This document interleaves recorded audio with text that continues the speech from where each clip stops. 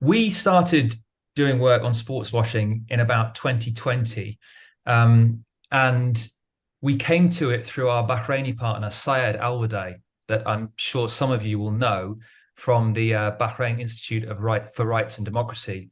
And in 2020, at the time of the Bahrain Grand Prix, we wrote to Lewis Hamilton through his team, Mercedes, and sent him some testimony from three victims of human rights abuse in Bahrain. One of them, a Reprieve client, Mohammed Ramadan, who is on death row and whose sentence has been upheld by the Supreme Court in Bahrain and is at imminent risk of execution.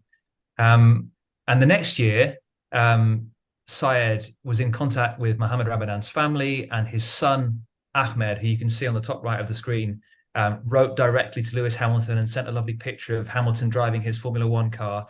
And this, we got some decent headlines with it, but what turned it into an absolutely massive story that was seen all over the world is that Hamilton raised it himself in the press conference. And he said, I've received this very touching letter, and Formula One has a responsibility to think about the human rights impact of racing in these countries. And we took that formula and we used it in Saudi Arabia. We got the family of Abdullah al-Hawaiti, who was 14 when he was arrested and tortured, and 17 when he was sentenced to death. And they wrote to Lewis Hamilton as well.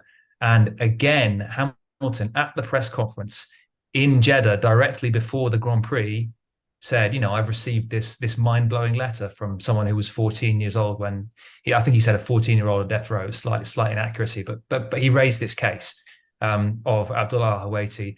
And it's no exaggeration, in every agency and US, UK, news reports from all over the world mentioned Saudi Arabia's use of the death penalty against juveniles.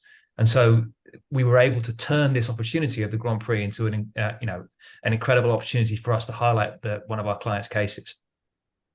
And this has become, I would say, something of a formula for Reprieve.